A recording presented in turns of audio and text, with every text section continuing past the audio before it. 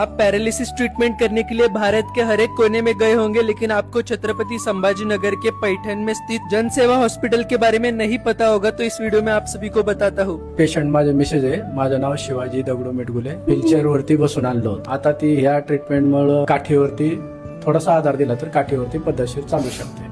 मी दीपक राज अंतराय. माझी एक नस 95% चौकअप आहे. मला डॉक्टरांनी ऑपरेशन शिवाय दुसरा पर्यायच नव्हता सांगितला. तर त्याच्यानंतर मला कानडे सरांच्या हॉस्पिटलची माहिती मिळाली. मी इथं आलो, मी अक्षरशः झोपून आलो होतो आणि मला इथं आल्याच्या नंतर 2च दिवसात रिझल्ट आला. आता मी 80% ओके आहे. आता चालू शकतो व्यवस्थित ओके. मला काहीच नाही, पायाचं पण काही अडचण नाही. मी आलो होतो त्यावेळेस अक्षरशः झोपून आलो होतो, पण आज कुठलीही अडचण नाही मला. जनसेवा हॉस्पिटल में कई सारी ट्रीटमेंट्स होती है, like laser, acupuncture therapy, ayurvedic neurotherapy, cupping therapy, chiropuncture, bone setting, ozone therapy, neuro rehabilitation, laser therapy and shockwave therapy, ऐसे कई सारी थेरेपीज यहाँ पर होती है. ट्रीटमेंट के दौरान यहाँ पर रहने के लिए अच्छे से सुविधा भी है, आपको घर जैसा खाना भी मिल जाएगा. मी डॉक्टर कानडे.